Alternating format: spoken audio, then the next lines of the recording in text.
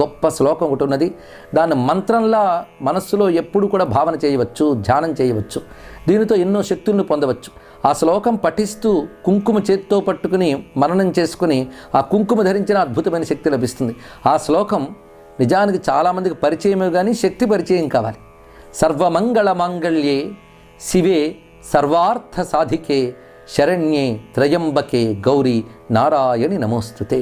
ఇది ఒక అద్భుతమైనటువంటి స్తోత్రం. ఇది చండీ సప్తశతిగా ప్రసిద్ధి చెందిన దేవీ మహాత్మ్యంలోది.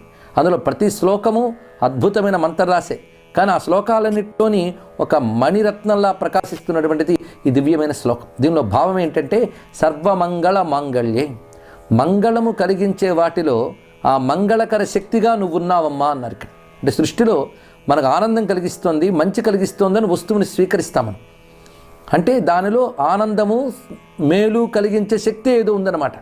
ఆ శక్తి అమ్మవారు. అటువంటి తల్లి నీకు నమస్కారము అని తెలిసి ఒక్క నమస్కారం చేస్తే ఇందులో చెప్పిన ప్రయోజనాలన్నీ మనకు లభిస్తాయి. అటువంటి వారికి అన్ని మంగళములే కలుగుతాయి.